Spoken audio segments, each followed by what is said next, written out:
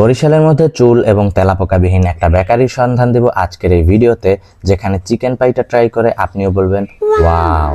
এবং এখানে পেয়ে যাবেন অনেক ধরনের ইউনিক আইটেম যা বরিশালের অন্য বেকারিগুলোতে আপনি পাবেন না।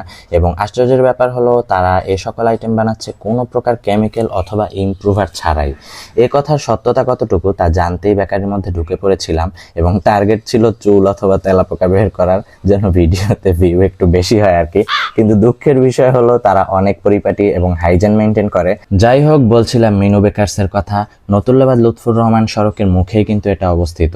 বরিশালে এখন প্রায় রোডে রোডে বেকারির দোকান। প্রায় সব বেকারির খাবার খেয়ে আমি এই বেকারিটা চুজ করেছি, যার রিজন হলো তারা অন্য বেকারির মতো রুটিতে ইমপ্রুভার ব্যবহার করছে না এবং প্রচণ্ড হাইজিন তারা মেনটেন করে, এবং তাদের খাবার অনেক ইউনিক এবং অনেক মজা, যার জন্য এখানে অল টাইম অনেক ভিড়ও থাকে। যাই হোক, এবার আসি খাবারের কথায়। এখানে চিকেন পাইটা মাস্ট রিকমেন্ড করবো। 30 টাকা হিসাবে চিকেন পাইটা কিন্তু